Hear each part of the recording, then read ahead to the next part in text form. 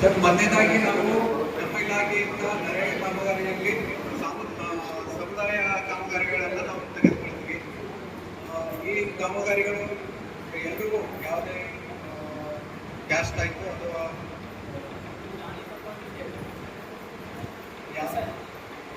ಯಾವುದೇ ಜಾತಿ ಜನಾಂಗ ಆ ಥರ ಏನಿಲ್ಲ, ಎಲ್ರಿಗೂ ಸಾಮುದಾಯಿಕ ಕಾಮಗಾರಿಗಳನ್ನು ಕೊಡ್ತಾ ಇದ್ದೀವಿ.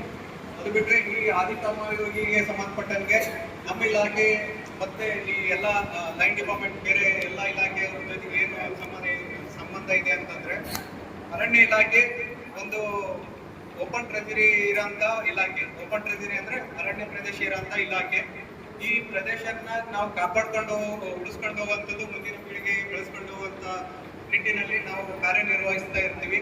ಅಂತ ಕಾರ್ಯನಿರ್ವಹಿಸುವಂತ ಸಮಯದಲ್ಲಿ ಕೆಲವೊಂದ್ಸರಿ RWS ಆಯ್ತು ಅಥವಾ ಇನ್ನೊಂದೇ ಶಿಕ್ಷಣ ಇಲಾಖೆ ಆಯ್ತು ಅಥವಾ ಬೇರೆ ಯಾವುದೇ ಇಲಾಖೆ ಇರಲಿ, ಪಂಚಾಯತ್ ಅಂತ ಇರಲಿ, ಯಾವುದೇ ಕಾಮಗಾರಿಗಳು ಮಾಡಬೇಕಾದ್ರೆ ನಮ್ಮ ಇಲಾಖೆಯ ಜಾಗಗಳನ್ನು ಕೆಲವೊಂದು ಬೇರೆ ಯೂಸ್ ಮಾಡ್ಕೊಂತಾರೆ, ಅಂದ್ರೆ ಉಪಯೋಗಿಸ್ಕೊಂತಾರೆ. ಅದಕ್ಕೆ ಸಂಬಂಧಪಟ್ಟಂಗೆ ನಮ್ಮ ಇಲಾಖೆ ಸಹಕಾರ ಯಾವ ತರ ಅಂದ್ರೆ, ನಾವು ಅವ್ರಿಗೆಲ್ಲ NOC ಕೊಡ್ತಾ ಇದ್ದೀವಿ. ಅಂದ್ರೆ NOC ಅಂತಂದ್ರೆ ಅವರು ನಮಗೆ ಲೆಟರ್ ಮೂಲಕ